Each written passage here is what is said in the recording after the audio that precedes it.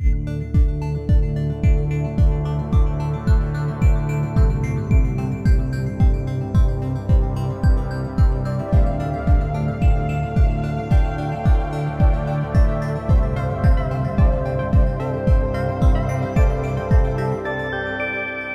Kolkata, your daily dose of happiness.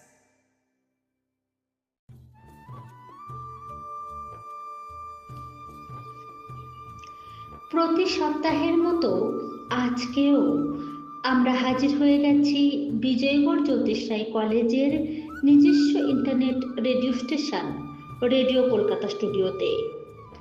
আজকে আমাদের কৃষি বিষয়ক অনুষ্ঠানের চাষবাসের আলোচিত বিষয় হলো ঘি উৎপাদনে অনিয়ম এবং মানব স্বাস্থ্য ও সমাজের উপর তাদের প্রভাব।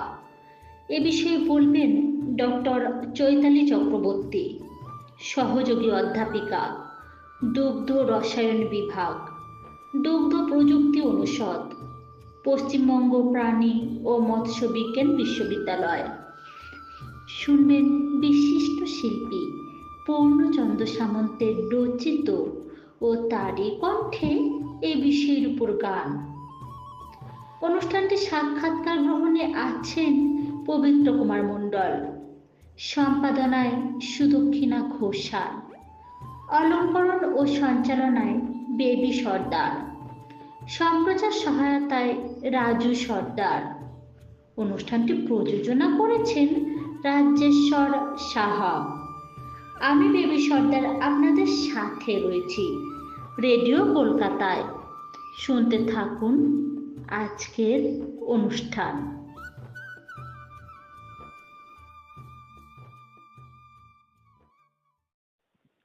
রেডিও কলকাতার সকল শ্রোতা বন্ধুকে অনেক অনেক শুভেচ্ছা ও ভালোবাসা জানিয়ে শুরু করছি আজকের অনুষ্ঠান।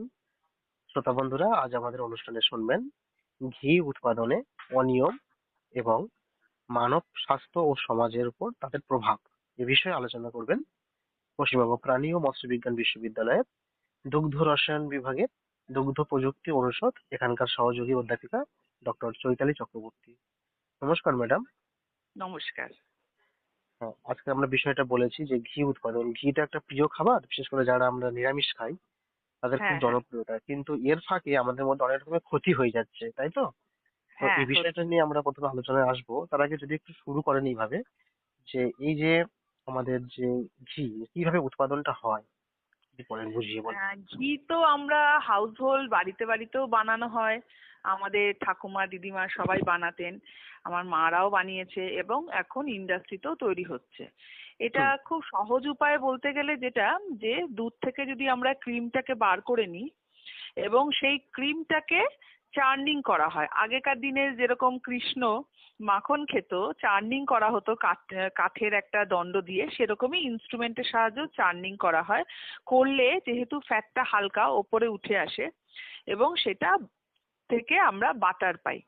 সেই বাটারকে ঠান্ডা জলে ধুলে যেটুকু কাঠ পার্টিকেল থাকে বেরিয়ে যায়, দিয়ে যে বাটারটা পাই সেটাকে আমরা যদি 100 থেকে 110 ডিগ্রি সেন্টিগ্রেডে হিট করি, তাহলে আমরা গোল্ডেন ইয়েলো কালারের বা সোনার হলুদ কালারের, সোনালী কালারের যে তরলটা পাবো সেটাই হচ্ছে ঘি। তার সাথে কিছু ব্রাউন পার্টিকেল থাকে যেগুলোকে আমরা ঘি রেসিডিউ বলি, সেটা কিন্তু চকলেট তৈরি করতে বা বিভিন্ন অন্যান্য প্রোডাক্টে ব্যবহৃত হয়। তো এইভাবে আমরা ঘিটা পাই। আচ্ছা আচ্ছা, তো এতে তো নানা রকমের উপাদান থাকে। তো এত ভালো যে স্বাদটা পাই তার জন্য মূলত কি কি থাকে এগুলো একটু বলেন, উপাদান কি কি থাকে? ঘিয়ের যে স্বাদ, তার জন্য যে কেমিক্যাল কম্পোনেন্ট বা পদার্থগুলো থাকে সেগুলো হচ্ছে carbonyl, unsaturated fatty acid, lactone এবং অ্যালকোহল। এগুলোর জন্য, এই উপাদানগুলোর জন্যই আমাদের ঘিয়ের এত স্বাদ অনুভূতি হয়। কিন্তু যেহেতু এখন একটা খারাপ সময়ের মধ্যে আমরা যাচ্ছি, তো নিশ্চয়ই সব জিনিসে যেমন ভেজাল থাকে ঘিও ভেজাল থাকবে, তাই তো? হ্যাঁ, হ্যাঁ, সেক্ষেত্রে তা যদি একটু যদি বলেন সেই যে। ব্যাপারে, হ্যাঁ, হ্যাঁ সেই ব্যাপারে হ্যাঁ, আগে ভেজালের কথা না গিয়ে আগে আমি আচ্ছা, বলতে চাই যে বাজারটা কিরকম? বর্তমানে হ্যাঁ ঘিয়ের বাজার কিরকম। হ্যাঁ, হ্যাঁ হ্যাঁ সেই বাজারটা যেটা ভারতে 2023-এর যে ডেটা আছে স্ট্যাটিস্টিক্স, তাতে বলছে যে 3203 বিলিয়ন ইন্ডিয়ান কারেন্সি, ভারতীয় মুদ্রায় এর বাজার রয়েছে। আর এইটার এক্সপেক্টেড করা হচ্ছে যে প্রচন্ড গ্রোথ হবে, এবং সেটা 2032 সালের এটা বলা হচ্ছে প্রায় ডবলেরও বেশি, 6931 বিলিয়ন ভারতীয় মুদ্রা। এটা এক্সপেকটেশন রয়েছে যে আমাদের এই বাজারটা হবে। এবং সেই বাজার যদি হয় এবং কোয়ালিটি যদি ভালো হয়, সে হয় বাজারটা আরো বাড়াটার অনেক বেশি সুবিধা হয়। এবার যেটা বলবো যে ঘিয়ের কম্পোজিশনে কি আছে, মেনলি আছে ফ্যাট, 99.5% ফ্যাট, আর বাকিটা হচ্ছে ময়েশ্চার, 0.5% ময়েশ্চার। এখন এই ফ্যাটের মধ্যে fat soluble vitamin A, D, E, K এগুলো রয়েছে, কিছু মোনো আনস্যাচুরেটেড ফ্যাটি অ্যাসিড আছে, আর কিছু স্যাচুরেটেড ফ্যাট আছে, এই মিলিয়ে ঘি। এবং এখানে ল্যাকটোজ এবং কেজিন প্রায় নেই বললেই চলে, অতীব নগণ্য পরিমাণ। তাই জন্য যাদের ল্যাকটোজ ইনটলারেন্স প্রবলেম আছে, মানে ল্যাকটোজ খেলে তার পেটের প্রবলেম হয়, অ্যালার্জি টাইপের, বা কেজিন থেকেও অনেক সময় অনেকের মিল্ক প্রোটিন অ্যালার্জি থাকে, তো কেজিনও থাকে না যেহেতু, সেজন্য অ্যালার্জির যে টেন্ডেন্সিটা সেটা কিন্তু একদমই নেই ঘিতে। এটা একটা ভালো দিক। এবার আপনি যে ভেজালের কথা বললেন, সেই ভেজালের কথাটা বললে আমি আগে বলবো যে কেন ভেজাল দেওয়া হচ্ছে। এর কারণ হচ্ছে যে এই মিল্ক ফ্যাটের দাম খুব বেশি, 460 থেকে 470 টাকা প্রতি কেজি, যেখানে ভেজাল করা হয় জেনারেলি অ্যানিমাল বডি ফ্যাট দিয়ে অথবা ভেজিটেবল অয়েল দিয়ে। ভেজিটেবল অয়েল 125 থেকে 140 টাকা পার কেজি, মেনলি পাম অলিন, সয়াবিন অয়েল এগুলো দিয়ে, সানফ্লাওয়ার অয়েল এগুলোই মেনলি দেওয়া হয়। আর যেটা অ্যানিমাল বডি ফ্যাট, এই ভেজিটেবল অয়েলের থেকে দাম বেশি হলেও মিল্ক ফ্যাটের থেকে দাম কম, সেজন্য সেটাও মেশানো হচ্ছে। তাহলে একটা হচ্ছে দাম কম যে মেটেরিয়াল গুলো সেগুলো যদি মেশানো হয় তাহলে প্রফিটটা খুব বেশি থাকছে, প্রফিট মার্জিন। আরেকটা যেটা হচ্ছে কেন মেশাতে হচ্ছে, আরেকটা কারণ হচ্ছে অ্যাভেলেবিলিটিটা খুব লিমিটেড। ফ্যাট আমাদের 4 লাখ টনস পার ইয়ার আমাদের তৈরি হচ্ছে, যেটা খুবই ইনসাফিসিয়েন্ট সাপ্লাই। ডিমান্ড এতটাই বেশি যে এইটুকু ফ্যাট প্রোডাকশন হলে হবে না, এই জন্য কিন্তু আমাদের অ্যাডাল্টারেশনটা হচ্ছে। আরেকটা যেটা হচ্ছে যে এই যে ভেজিটেবল অয়েল বা অ্যানিমাল বডি ফ্যাট মেশানো হচ্ছে, তাদের টেক্সচার এবং অ্যাপিয়ারেন্স কিন্তু ঘিয়ের প্রায় পাশাপাশি, সেজন্য খালি চোখে বা সাধারণ দৃষ্টিতে আমরা এটা বুঝতে পারবো না যদি ল্যাবরেটরিতে টেস্ট না করি। এই জন্যই ভেজালটা হচ্ছে। এখন এখান থেকে আমাদের বাঁচার উপায় কি রয়েছে? হ্যাঁ, বাঁচার তো উপায় আমাদের বের করতেই হবে। আমরা যারা রিসার্চাররা রয়েছি তাদেরকে তো উপায় বার করতেই হবে। তো সেইটা হচ্ছে যে তার আগে দুটো ইনসিডেন্টস কারেন্ট আমি বলে দিই যে 2025 সালে গুজরাটে food and drug control administration 4000 KG ঘি সিজ করেছিল। তার কারণ হচ্ছে এই ঘিটা বানাতো শ্রী নফকার ডেয়ারি প্রোডাক্টস, এবং তারা কি করেছে সয়াবিন অয়েল মিশিয়েছে এবং অন্যান্য ভেজিটেবল ফ্যাট মিশিয়েছে ঘিয়ের মধ্যে। সেই কারণে 4000 কেজি ঘি সিজ করে সেটাকে বাতিল করে দেওয়া হয়। আরেকটা হয়েছিল 2024 সালে, এবং সেটা বিশাল খবরে এসেছিল যে তিরুপতি মন্দিরে যে লাড্ডু তৈরি হয় সেখানে ঘি সাপ্লাই করে AR dairy foods private limited. এরা ঘিতে অ্যাডাল্টারেশন করেছে যে তার মধ্যে ছিল বিফ ফ্যাট, বিফ ট্যালো, তারপরে ছিল ফিশ অয়েল এবং পাম অয়েল। এক্ষেত্রে কি হচ্ছে, অ্যাডাল্টারেশন করলে এফএসএসআই যে স্ট্যান্ডার্ড দিয়েছে সেটা তো মেনটেন হচ্ছে না। দ্বিতীয়ত শারীরিক একটা অবক্ষতির একটা টেন্ডেন্সি থেকে যাচ্ছে। আর তার থেকেও বড়, পুণ্যার্থীদের যে বিশ্বাস সেইটার ওপর বড় আঘাত লাগছে। ফলে সামাজিক দিক দিয়েও কিন্তু একটা অধঃপতন ঘটছে। আমরা এই ঘটনাটাকে তুলে ধরছি কিন্তু একটা জাস্ট ঘটনাটাকে বোঝাবার জন্য, এখানে বোঝানো, কারোর মানে হ্যাঁ কাউকে আমরা অসম্মান করতেও চাইছি না, অসম্মান Just করছি না। সঠিক জিনিসটা কি সেটা তুলে ধরতে হ্যাঁ, চাইছি, তাই তো? সেটাই ধরছি যে হুম না স্ট্যান্ডার্ড মেনটেন করছে, হুম হুম দামে প্রফিট অনেক বেশি করছে, এবং হুম হুম আলটিমেটলি সামাজিক দিক দিয়ে একটা প্রবলেম তৈরি হচ্ছে। এই হুম যেটা হচ্ছে, এবার আপনি যেটা জিজ্ঞাসা করেছিলেন যে আমাদের হেলথ রিস্ক কি কি আছে, হুম হেলথ হুম রিস্কের মধ্যে যেটা রয়েছে, যেমন আমাদের যে ট্রান্স ফ্যাট আছে, যেটা আমাদের এলডিএল কে বাড়িয়ে দেয়, যেটা আমরা বলি ব্যাড কোলেস্টেরল, হুম সেইটা হুম কিন্তু এটা বাড়িয়ে দিচ্ছে। এবং তাতে কি হচ্ছে, আমাদের স্ট্রোক এবং অন্যান্য কার্ডিওভাস্কুলার ডিজিজ, যেগুলো হার্টের ডিজিজের প্রবলেম হচ্ছে। এছাড়া ইনডাইজেশন এবং ব্লোটিং, মানে পেটটা ফোলা ফোলা ভাব লাগবে, এই ধরনের প্রবলেমও হচ্ছে। আরেকটা যেটা হচ্ছে, কিছু কিছু ক্ষেত্রে অনেকের অ্যালার্জিক রিয়াকশন হচ্ছে অ্যানিমাল বডি ফ্যাট থেকে, এবং কেউ কেউ এটা ডাইজেস্টিভ প্রবলেম হচ্ছে, হজম করতে পারছে না অ্যানিমাল ফ্যাটটা, তাদের ডায়রিয়া, অ্যাবডোমিনাল ডিসকমফোর্ট, পেটের প্রবলেম হচ্ছে, এবং সেই কারণে তারা হজম করতে পারছে না। অনেকেই আমাদের আছেন যারা অ্যানিমাল ফ্যাট খান না, তো সেক্ষেত্রে ভেজিটেরিয়ানরা কিন্তু ঘি খান, তো সেক্ষেত্রে তাদের হজমে অসুবিধা হচ্ছে। হুম এইটা হলো আপনার হেলথ রিস্কের কথা।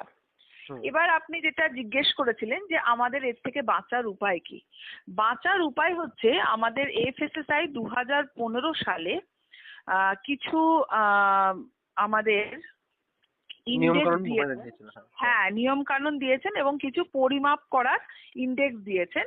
তার মধ্যে প্রধান হলো আরএম ভ্যালু, এটাকে বলা হয় রিচার্ড মিসেল ভ্যালু, যার মান মিনিমাম 24 হতেই হবে।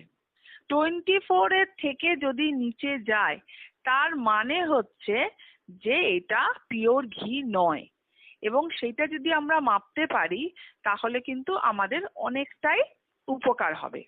কারণ কাউ বা বাফেলো মিল্ক দিয়ে যে ঘিটা তৈরি হচ্ছে, সেই ঘিতে বিউটাইরিক অ্যাসিড থাকছে, এবং সেই বিউটাইরিক অ্যাসিড হচ্ছে ঘিয়ের জন্য, ওটাই হচ্ছে ইন্ডেক্স, যে বিউটারিক অ্যাসিড থাকে। এবার যখনই আমরা এটা অ্যাডাল্টারেশন করব, বিউটারিক অ্যাসিডের পার্সেন্টেজটা কমতে থাকবে এবং ভ্যালুটাও 24 এর নিচে চলে যাবে। আরেকটা দিয়েছেন ওনারা পোলেন্সকে ভ্যালু বা পি ভ্যালু, যেটা 2 এর বেশি হলে বোঝা যাবে যে অ্যানিমাল বডি ফ্যাট তাতে মেশানো হয়েছে। আরেকটা আছে ফ্রি ফ্যাটি অ্যাসিড, যেটা 2 এর বেশি হলে বোঝা যাবে যে কোনোভাবে যে লিপিডটা ছিল ঘিয়ের মধ্যে, সেইটা পুওর স্টোরেজ হোক বা হ্যান্ডেলিং কন্ডিশন হোক বা পুওর প্রোডাক্ট অ্যাড করে হোক, তার জিনিসটা খারাপ তৈরি করেছে। আরেকটা রয়েছে আয়োডিন ভ্যালু, যেটা গ্রেটার দ্যান 38 হলে যেটা হয়, বোঝা যায় যে আনস্যাচুরেটেড ভেজিটেবল অয়েলস ব্যবহার করা হয়েছে অ্যাডাল্টারেশন হিসেবে। আর রয়েছে স্যাপোনিফিকেশন ভ্যালু। স্যাপোনিফিকেশন ভ্যালু যদি 205 এর কম হয়, তার মানে এটা ইন্ডিকেট করছে যে আমাদের এটা পিওর ঘি নয়। এই যে এগুলো বললাম, এইগুলো প্রত্যেকটাই অনেক বেশি যদি আকারে যদি ব্যবহার করা হয় অ্যানিমাল বডি ফ্যাট বা ভেজিটেবল অয়েল, তাহলে কিন্তু আমরা এটা ধরতে পারবো। না হলে যদি ধরুন লো লেভেলের অ্যাডিশন হয় ভেজিটেবল অয়েল বা অ্যানিমাল বডি ফ্যাট, তাহলে কিন্তু এরা সবাই কেমিক্যাল প্যারামিটারের টেস্টিং গুলো পাস করে যাবে, মানে এদেরকে কিন্তু ধরা যাবে না। যেমন রিসার্চাররা দেখেছেন যে যেমন up to 20% palmolein addition can pass Reichert Meissl value or RM value. মানে আমি যেটা বললাম, আরএম ভ্যালু যদি 24 এর কম হয়, তার মানে এটার মধ্যে মেশানো হয়েছে ভেজাল। কিন্তু বলছে যদি পাম অয়েল 20% পর্যন্ত মেশানো হয়, তাতেও ধরা পড়বে না। 20% এর বেশি যদি মেশানো হয় তবেই ধরা পড়বে। আবার 10% পর্যন্ত যদি অ্যানিমাল বডি ফ্যাট মেশানো হয়, তাহলেও সেটা আরএম ভ্যালু দিয়ে ধরা পড়বে না। তাহলে আমার বেশি অ্যাডিশন যদি আমরা করি, তাহলেই ধরা পড়ছে, কম হলে ধরা পড়ছে না। তাহলে কম হলে আমরা কি করব? তাহলে কি এইভাবেই চলতে থাকবে? না, সেভাবে চলতে দেওয়া তো যাবে না। সেজন্য এখন দুটো ইনস্ট্রুমেন্ট নতুন এসেছে এবং সেগুলো খুবই দামি ইনস্ট্রুমেন্ট। তো এর মধ্যে একটা হলো FTIR, Fourier transmission infrared instrument, যেখানে কি করা হচ্ছে, একটা স্যাম্পেলটাকে যদি আমি এর মধ্যে দিয়ে পাঠাই, তাহলে এই স্যাম্পেলটার একটা পিক দিচ্ছে, 3-4টে ধরুন পিক দিচ্ছে। তো যদি ওটা অ্যাডাল্টারেটেড হয় তাহলে পিকের ভ্যালু একরকম হবে আর পিওরের ভ্যালু একরকম হবে। তো এই পিকের ভ্যালু দেখে আমরা বলতে পারবো যেটা অ্যাডাল্টারেশন হয়েছে কিনা। সেক্ষেত্রে খুব কম 5% অ্যাডাল্টারেশন করলেও কিন্তু এই পিকের মাধ্যমে ধরা পড়ে যাবে যে হ্যাঁ, এটা অ্যাডাল্টারেশন করা হয়েছে। এবং আরেকটা মেশিন ছিলই আমাদের, যে গ্যাস ক্রোমাটোগ্রাফি। এই গ্যাস ক্রোমাটোগ্রাফির মাধ্যমে আমরা কিন্তু দেখতে পাচ্ছি যে যে ফ্যাটি অ্যাসিড প্রোফাইল এরা দেয়, তাতে ফ্যাটি অ্যাসিড প্রোফাইল কিন্তু ঘিয়ের আলাদা, আর যদি আমরা ভেজাল পাই সেই ভেজালযুক্ত ঘিয়ের আলাদা হবে। Mainly butyric acid, caproic acid, caprylic acid, এইগুলো যেগুলো রয়েছে তার পরিমাণ ধীরে ধীরে যদি আমি অয়েলের পরিমাণ বাড়াতে থাকি, ভেজিটেবল অয়েলের, তাহলে এই পরিমাণগুলো কমে যাবে। এবং একটা রিসার্চে দেখা গেছে যে 25% অ্যাডিশন অফ সয়াবিন অয়েল, দেখা যাচ্ছে যে তাতে ঘিয়ের মধ্যে আর বিউটারিক অ্যাসিড, ক্যাপ্রোইক অ্যাসিড এবং ক্যাপ্রাইলিক অ্যাসিড এই তিনটে নেই, মানে ডিটেক্টই হচ্ছে না। তার মানে অয়েলটা গিয়ে এই তিনটে অ্যাসিডের পরিমাণ একদম শেষ করে দিয়েছে, মানে একদমই নেই। এখান থেকে স্পষ্ট যে এই মেশিন সামান্য অ্যাডিশনও কিন্তু ধরিয়ে দিচ্ছে যে হ্যাঁ, আপনাদের এখানে ভেজাল দেওয়া হয়েছে। আরেকটা যেটা রয়েছে লিনোলেইক অ্যাসিড এবং আলফা লিনোলেইক অ্যাসিড, এটাও কিন্তু সামান্য যদি বেড়ে যায় তাহলেই বোঝা যাচ্ছে যে অ্যাডাল্টারেশন হয়েছে।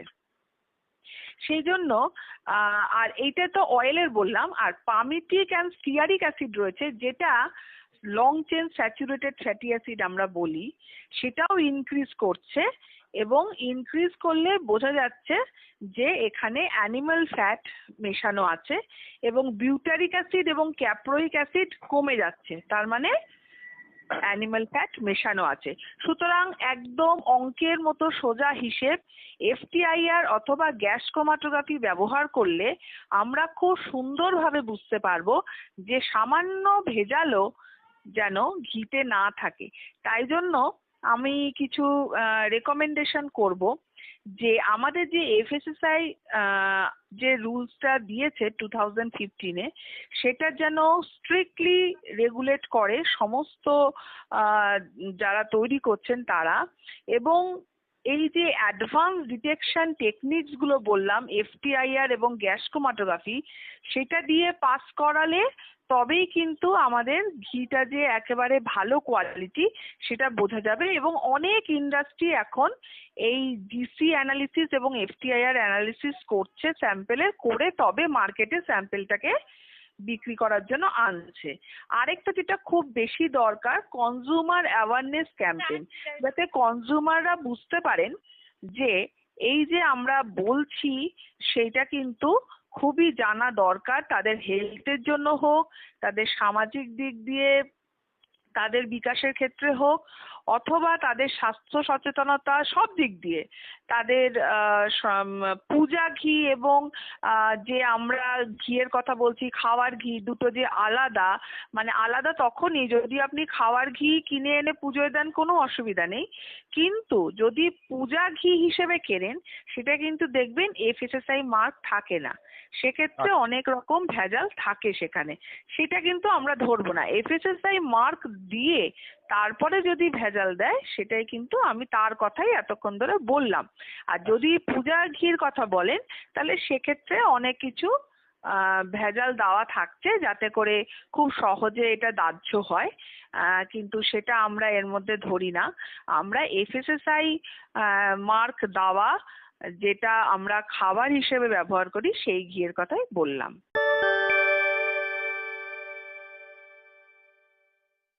এখন শুনবেন বিশিষ্ট বিশিষ্ট শিল্পী পূর্ণচন্দ্র সামন্তের রচিত ও তারই কণ্ঠে এ বিষয়ের উপর গান।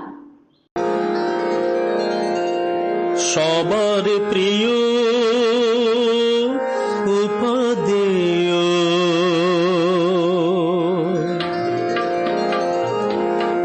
সবার প্রিয় উপাদেয়, খাঁটি গোপঘৃত স্বাদে গন্ধে ভোজ্য পাত্রে স্বর্গের অমৃত, সবার প্রিয় উপাদেয়, খাঁটি গোপঘৃত।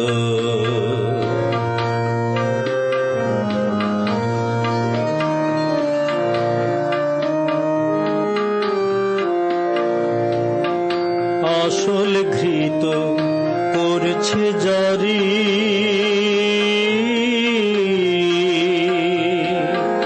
ভেজাল শরীর ধ্বংসকারী, আসল ঘৃত করছে জারি,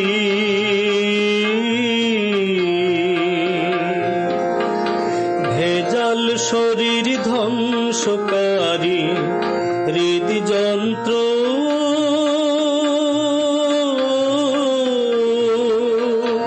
হৃদযন্ত্র লিভার কিডনি নষ্ট হবে দ্রুত,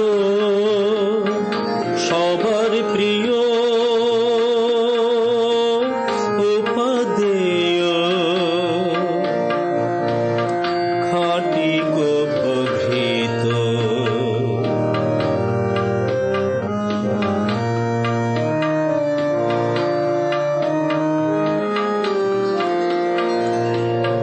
ভেজাল তেল, পাম তেল নষ্ট বনস্পতির ঘি, ভেজাল তেল, পাম তেল নষ্ট বনস্পতির ঘি, মেশায় HCl সুগন্ধি, কেমিক্যাল কত কি, ভেজাল তেল, পাম তেল নষ্ট বনস্পতির ঘি, মেশায় HCl সুগন্ধি, কেমিক্যাল কত কি, বাজার ঘৃত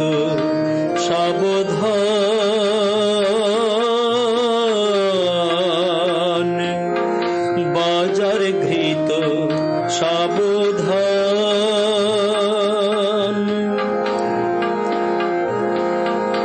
আনলে ঘরে যাবে পরাণ, বাজার ঘৃত সাবধান,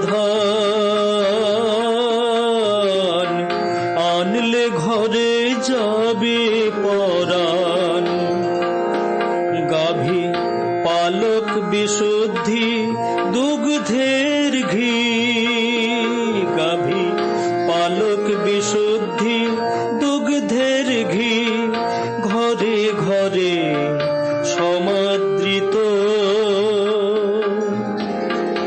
সবার প্রিয় উপাদেয়, খাঁটি গোপঘৃত, স্বাদে গন্ধে ভোজ্য পাত্রে স্বর্গের অমৃত, সবার প্রিয় উপাদেয়, খাঁটি গোপঘৃত, স্বাদে গন্ধে ভোজ্য পাত্রে স্বর্গের অমৃত, সবার প্রিয় উপাদেয়,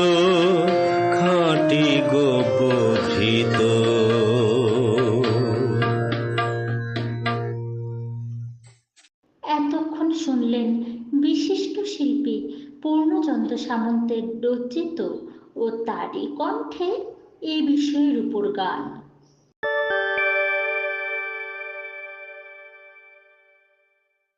এই কালোবাজারি কি বন্ধ করা যাবে? অবশ্যই আমরা যদি সঠিক সময়ে সঠিক স্টেপ নিই এবং প্রত্যেকটা মানুষ যদি ট্যাগ দেখেন এবং তারপরে কেউ যদি এই আমাদের যে যারা বানাচ্ছেন তারা যদি গিয়ে একবার করে টেস্টিং করে আনেন স্যাম্পেলের, তাহলেই কিন্তু কালোবাজারি চলে যাবে। এবং এটা আমার মনে হয় যে ব্লকে ব্লকে যে ফুড ইন্সপেক্টররা রয়েছেন তাদেরও একটা দায়িত্বের মধ্যে পড়ে, যাতে করে যে ঘি তৈরি হচ্ছে, এমনি বিশেষ করে বেশিরভাগ ক্ষেত্রে মিষ্টির দোকানে লেবেল ছাড়া যে ঘিগুলো পাওয়া যাচ্ছে সেইগুলো একবার চেক করা উচিত।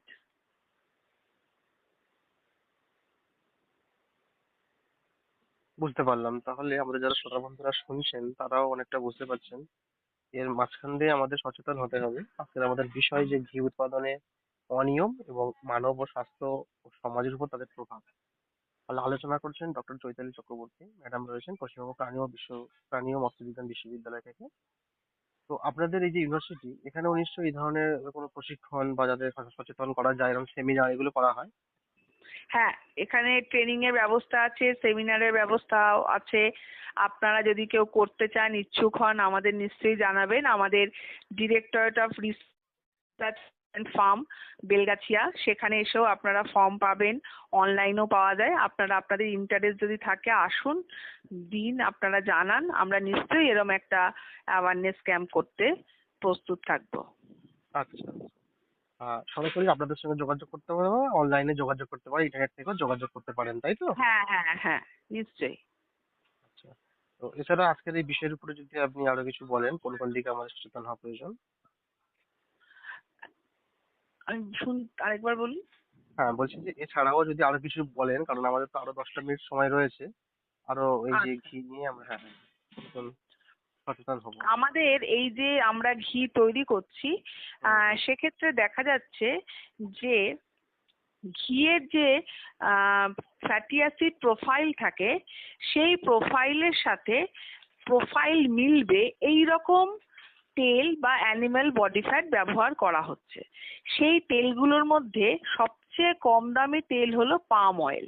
পাম অয়েল যেটা ব্যবহার করা হচ্ছে সেইটা ফ্যাটি অ্যাসিড প্রোফাইলটা আমাদের মিল্ক ফ্যাটের সাথে মিলছে এবং সেই জন্য প্রচুর পরিমাণে পাম অয়েল ব্যবহার করা হয়।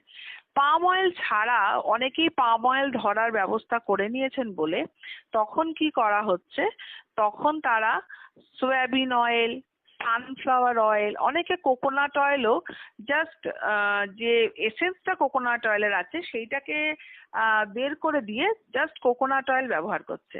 তা এইভাবে লো কস্ট অয়েল তারা ব্যবহার করছে এবং ব্যবহার করার পর তারপরে তারা যাতে ধরতে না পারা যায় সেই কারণে, এমনকি ফ্যাটি অ্যাসিড প্রোফাইলও যাতে প্রবলেম না তৈরি করতে পারে সেই কারণে আরেকটা জিনিস ব্যবহার করছে, তাকে বলা হচ্ছে ফ্যাট অ্যাডজাস্টার। এইটা মানে মার্কেটে প্রচুর পরিমাণে চলে এসেছে একটা কেমিক্যাল, যেটা ব্যবহার করলে ফ্যাট অ্যাডজাস্টার বলছে, মানে ফ্যাটের যে ফ্যাটি অ্যাসিডের যে প্রোফাইলটা এটা পুরো চেঞ্জ করে ঘিয়ের মতো যাতে হয়ে যায় সেটাকে বলছি আমরা ফ্যাট অ্যাডজাস্টার। মেনলি ঘিয়ের মেন ইন্ডেক্স আমি আগেই বলেছি বিউটারিক অ্যাসিড, সেই বিউটারিক অ্যাসিড কন্টেন্টটা যাতে ঠিক থাকে সেটার জন্য ফ্যাট অ্যাডজাস্টার ব্যবহার করা হচ্ছে। এবং সেই কারণে চট করে আমরা আরএম ভ্যালু বা পোলেন্সকে ভ্যালু যেটা বললাম সেটা দিয়ে কিন্তু এটা বোঝা যাচ্ছে না, এবং বোঝা যাচ্ছে না বলেই প্রবলেমটা হচ্ছে যে কেমিক্যাল টেস্ট দিয়ে আমরা করতে পারছি না, তখন আমাদের ইনস্ট্রুমেন্টের টেস্ট লাগছে এবং সেক্ষেত্রে আমরা ইনস্ট্রুমেন্ট টেস্ট করে টেস্টিং করেই আমরা এটা ধরতে পারছি। আর যেটা কিছু কিছু ক্ষেত্রে হচ্ছে যে আরো কোনো চিপার অয়েল যদি ব্যবহার করা হয়, যেমন আরজিমন অয়েল, যেটাকে বলে শিয়াল কাটার তেল, শিয়াল কাটার বীজের তেল। তো আরজিমন অয়েল ব্যবহার করলে কিন্তু আমাদের আরেকটা হেলথ প্রবলেম হয়, সেটাকে বলে ড্রপসি, মানে পাটা ফুলে যাওয়া, এবং পায়ের পাতাও ফুলে যায় এবং হাঁটু থেকে পায়ের পাতা পর্যন্ত জায়গাটাও ফুলে যায়, এইটাকে বলছে ড্রপসি। এবং যদি এক্সেসিভ পরিমাণে এটা খাওয়া হয় এই ভেজালটা, তাহলে কিন্তু এটা কিডনি ফেলিওর এবং তাছাড়াও ক্যান্সারেরও টেন্ডেন্সি চলে আসছে। তো সেক্ষেত্রে আমি দর্শকদের বলবো যে আপনারা সচেতন হন এবং খুব আহ সচেতনতার সাথে জিনিস কিনুন এবং কোয়ালিটি বুঝুন এবং তারপরে এটা খাবেন।